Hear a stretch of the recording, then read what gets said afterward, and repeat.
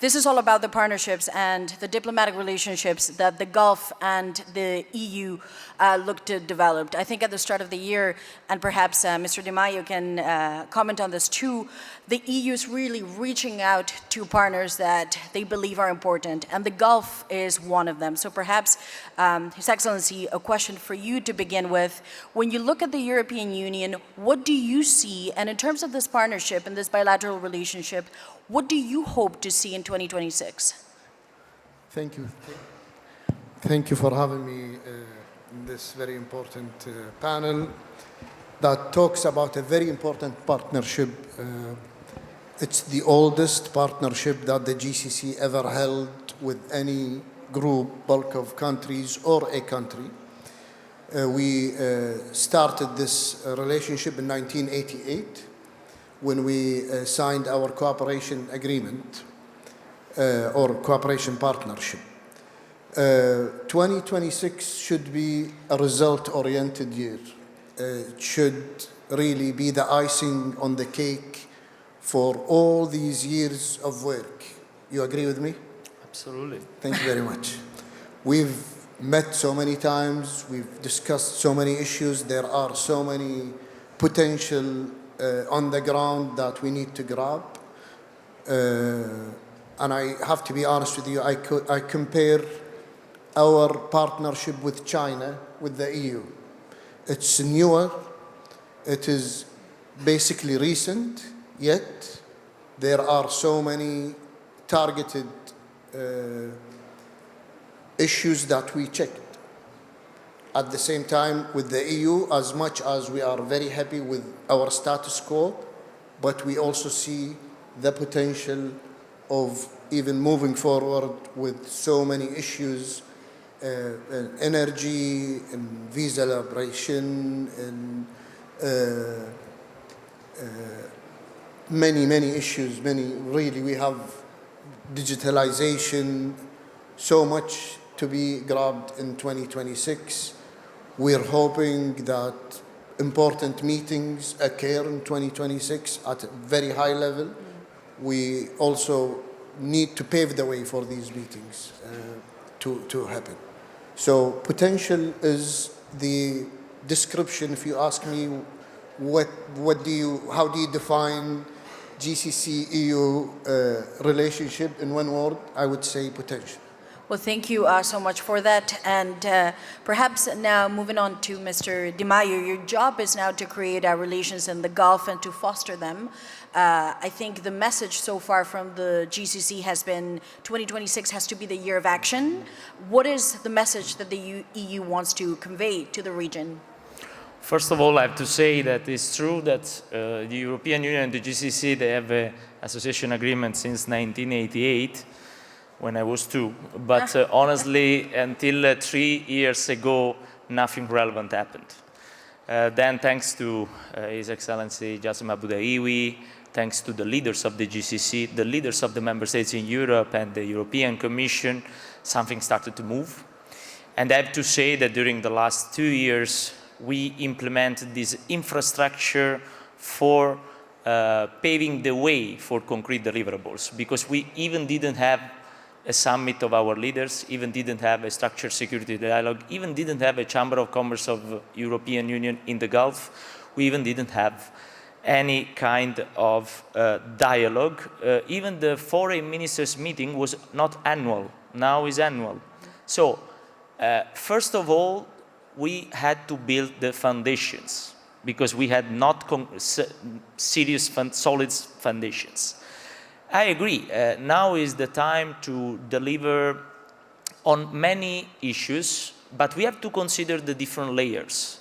First of all, I have to say that the level of relations between our member states and the GCC member states are great. If I look, not because I am Italian, but if I look at Italy, France, Germany, but even the Eastern European countries, as Spain, and the GCC countries, the projects ongoing there are old projects that are ongoing, that are very well implemented, but there are even new projects, investment in AI, investment in renewables. So a level of member states, the political partnership, the energy partnership, the new technology partnership, and the trade partnership is going very well. But, as the audience knows better than me, there is a bottleneck. The European Union has an exclusive competence in trade agreements and some other topics like Schengen and so on. On the trade, after that, during the last year, our technical teams met several times in order to try to revive the free trade agreement EU-GCC. I think that for delivering concretely, now is the time of elevating the dialogue at the highest political level EU-GCC in order to have an engagement for going ahead. Because now we have a clear assessment of where we are and what are the several topics and the several even obstacles to remove. And I think that on our side, there is a very concrete approach. And I would like just to conclude mentioning some examples. During the last 9 months, after many decades, the European Union concluded the negotiations with Mercosur, so the Latin American countries, Indonesia, and India. Just a few days ago, we closed the negotiation of the free trade agreement with India. And in my opinion, the last one with India is very important because along this corridor, Europe, Middle East, India, I think we will build the future of our economic relations. And of course, the relations with the GCC are more than ever important. At the same time, our main priority is the GCC trade agreement. At the same time, for instance, with the Emirates, we decided to launch a negotiation for a bilateral CEPA. But for us, this is a building block in view of the regional one. And at the same time, with each one of the GCC country, we decided to try to strengthen our political partnership with a new tool that is called Strategic Partnership Agreement. So you have the layer of the political relations where we are going to negotiate with the countries of the GCC a strategic partnership agreement. We have the layer of the building block of the free trade agreement that inshallah we hope will be closed at the level of Emirates. And we have the main priority that is the GCC free trade agreement, where unfortunately we were stuck for many years. This negotiation is stuck since 2008. But if His Excellency agrees, I think that now is the time, after that our teams technically met several times, now is the time to go at political level. And I have to say we have a very concrete and pragmatic commissioner, Šefčovič, Maroš Šefčovič. He has a long experience, he's a commissioner since 2010, but trade commissioner just was appointed just 1 year ago. And he came to the region 5 times in 1 year, during the last year. And I think it's the time. Political engagement, and let's go ahead to revive this free trade agreement at regional level. Well, Can I yes, add something? Thank you, Luigi, for this very important statement.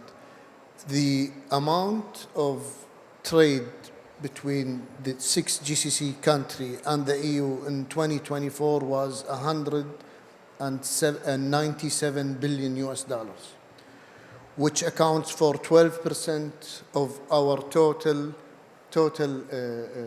trade. So we really should have this FTA to chaperone this trade, Right. and to increase it.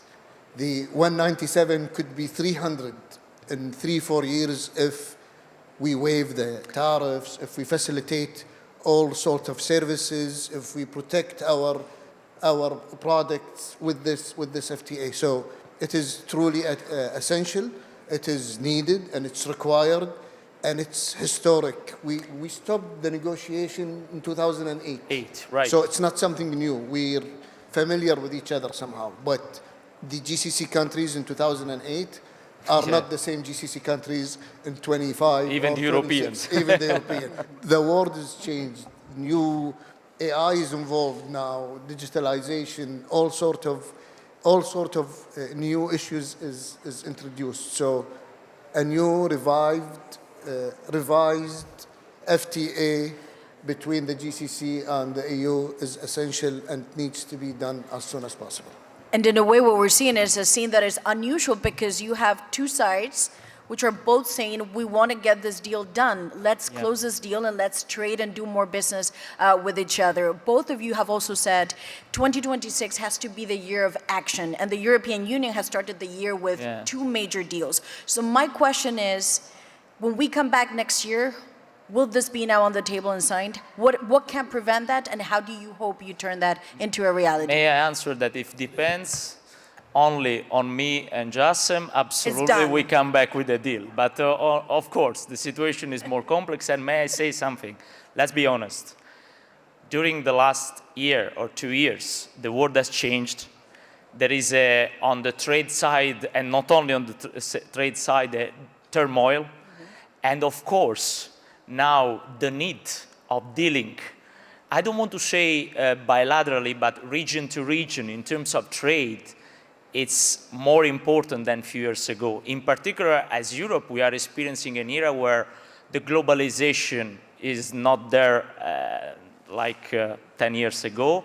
The WTO rules are totally disrupted. And even for this reason, you see, in my opinion, a political push for closing as soon as possible the trade agreements. And as you were saying, there is always a mutual interest. And the momentum is here because this new geopolitical scenario at trade level, at political level, is creating and is paving the way for creating a good end of this process. But I would like to say many of these trade agreements were stuck for decades, even because, in my opinion, this is my opinion, I'm not speaking on behalf of the EU, many countries in the world were not feeling the need of having the trade agreements because the globalization rules were ruling the market. Now everything has changed, and as you can see, not only Europe, but all the world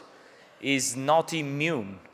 And the US tariff policy, in a way, is a wake-up call. And so we are, I have to say, we are delivering according to this wake-up call, because even with India, with Mercosur, we were stuck since decades. So inshallah, let's hope that now the focus will be on the GCC countries and the GCC organization.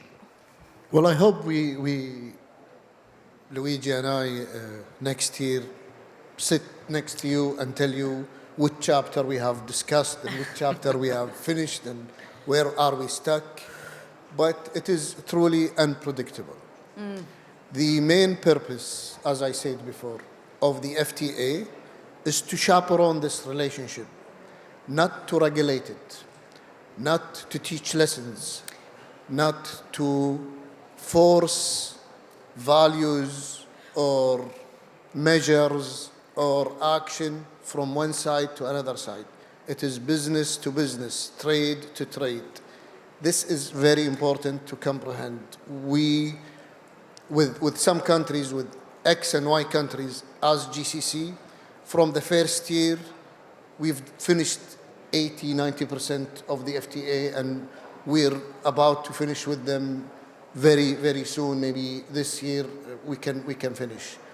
With other countries or with other partners, before we even go into the TOR or before we go into the first negotiations, we're stuck.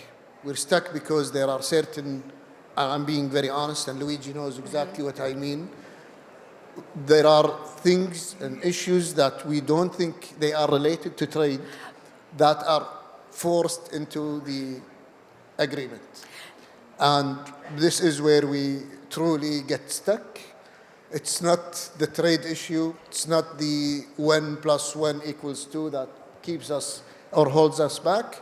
It's the other issue that remain extremely sensitive for the member states. And Excellency, you said something now very interesting, which I was not really planning on asking, but since you mentioned it, you said something, they should not force, and they should not force values on us. This is about business and trade to trade. I wonder if you could elaborate, there's also a European audience here, what do you mean by that?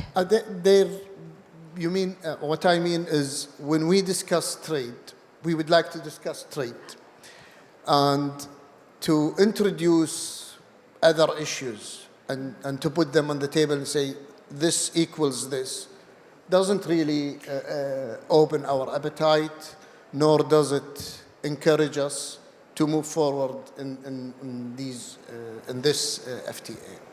This is as much as I can explain because we are still in the early stages. But I can hint So you're away saying about- there's perhaps politics and ideas of the world, and then there's the trade, and the two should be separate. Exactly. And we were surprised with them. We were really surprised with them. We concluded few FTAs, and we are in the process of concluding and negotiating some FTAs, and none of these issues are inside the FTA. So it kind of brings us a little bit backstep. But we do believe and understand that our colleagues in the EU, and Luigi is one of them, will champion us and will understand the sensitivities and the issues that makes us hold back. And It's Mr. always a mutual understanding because, as Jasem was saying, even on our side, sometimes we are surprised because how does it work? As European Union, we first listen to our companies, the interest of our economic actors, and then we propose some kind of chapters in our free trade agreements. For instance, about harmonizing the public procurement rules, because our companies are looking for a better business environment, for harmonizing the export duties rules, because our companies, but even our government, are looking for a mutual beneficial approach even on the energy sector. And we are stuck even on these issues, not only on the sustainable trade chapter. So it's always a mutual understanding and a compromise. A negotiation is always about a compromise. And I have to say that many of those standards are present in the final and closed trade agreements with India, with Indonesia, with Mercosur. So it's feasible. And sometimes with these countries, we are at different stages of industrial policy, let's say that. No, we see even when we have this climate diplomacy meeting, climate conference, the COP, we see with India, for instance, sometimes we are not perfectly aligned, but we managed to have a free trade agreement. So I think it's feasible. But I would say, and then I stop here, even on projects like IMEC and other corridors and connectivity, we should go ahead. For instance, in the MOU for IMEC is written that the first ever high-level meeting of IMEC has to be called by a GCC country. Let's have it. Let's go ahead. Now that we have a free trade agreement, EU, India, in the middle there is this fantastic and dynamic economy of the GCC, and we want to deal more with the GCC because this corridor is the future of our relations. But as I said, if it depends only on Jasem Budaiwi, we would be there already. But the situation is a little bit more complex. And Mr. Di Maio, just a follow-up question. I have covered the European Union for more than 10 years. And there was a time in which the European Union did speak about a union of values, and values that were intrinsically attached to the European project. It seems to me in the past year, however, well, since Liberation Day, of course, to put it out there, the EU is now much more focused on business. The approach is, there are things that we're never going to agree on because we see things differently, but let's not let the 80% that we agree on go to waste. Is that the approach that you will have in the talks in 2026? Honestly, if I look at the final text of these free trade agreements just closed, I see at the same time a very pragmatic approach and at the same time keeping those standards there. Because at the end of the day, in my opinion, you covered the European Union for a longer time than me. But in my opinion, the perception is worse than the reality when you have this kind of negotiations. Because at the beginning, it seems that we have a push about unfeasible things. But once, as I said, politically, we close the doors, we discuss, and then we say to our technical teams, please deliver about what we politically agreed, the things go ahead. And this is my, let's say, wish and the perspective for the next year. I hope to see the highest political levels meeting as soon as possible for going ahead, because the momentum is here. And just lastly, we could go on for another hour, but just as a final question, if we were to give this a percentage of certitude, and that's very difficult, that next year the talks will accelerate and gain momentum? And what type of probability would you give to this FTA with the GCC to happen in 2026? And then is it the preference to engage with the entire region, or would you say bilaterally that's also okay? I don't know about percentage. Honestly, it is negotiations, and I would say 50-50 to be on the safe side. I am more of a multilateral person, and I would love to see a bloc-to-bloc FTA because it would benefit everybody. When you negotiate by yourself, you don't have the same strength as if you negotiate as a group. This is my own opinion. But it is the prerogative of each country, and it's their sovereign right to do whatever they want to do, and then we can follow suit. I can give a live example. The United Arab Emirates concluded a bilateral FTA with South Korea. 6 months later, the GCC, including the United Arab Emirates, concluded an FTA with South Korea. So it's doable, it's manageable. But my personal opinion, I think a bloc-to-bloc is much more beneficial.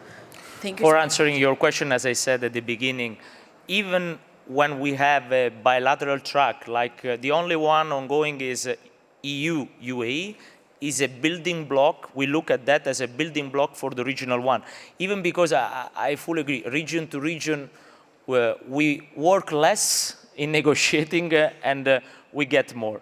The only one thing that I would like to underline here is that when every country or regional organization negotiates with the EU, in a way or in another, has to consider that once you have a free trade agreement or any kind of agreement with the EU, is per 27 countries. So please, let's not compare EU with a country, because we have 27 member states, the European Parliament that has a binding vote on that, and the European Commission in negotiating. But in any case, we have to accelerate because we are stuck since too much time. Well, thank you so much. We have reached the end of this session. Please, a round of applause to the Excellencies for being so generous with their time. Thank you very much. And of course, it continues. Thank you. Excellent.